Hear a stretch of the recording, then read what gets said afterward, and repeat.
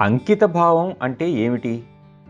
మన ఆశయం పట్ల మనకున్న నిబద్ధత సంపూర్ణంగా ఉండే స్థితే అంకిత భావం.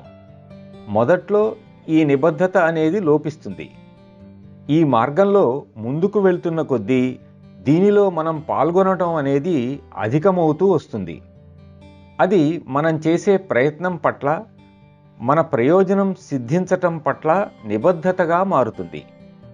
మనం ఈ అస్తిత్వం యొక్క ఉద్దేశాన్ని గుర్తు చేసుకోవటం ప్రారంభిస్తాం. మనం వారిని మరింత ఎక్కువగా స్మరించటం మొదలు పెడతాం.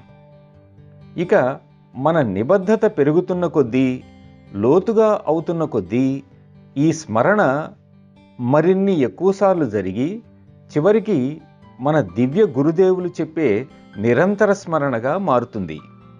కాబట్టి ఈ విధంగా అంకిత భావం అనేది నిరంతర స్మరణలో ప్రతిబింబిస్తుంది. స్మరణ తీవ్రత ఎంత ఎక్కువగా ఉంటే అంత ఎక్కువగా అంకిత భావం ప్రకటితమవుతుంది.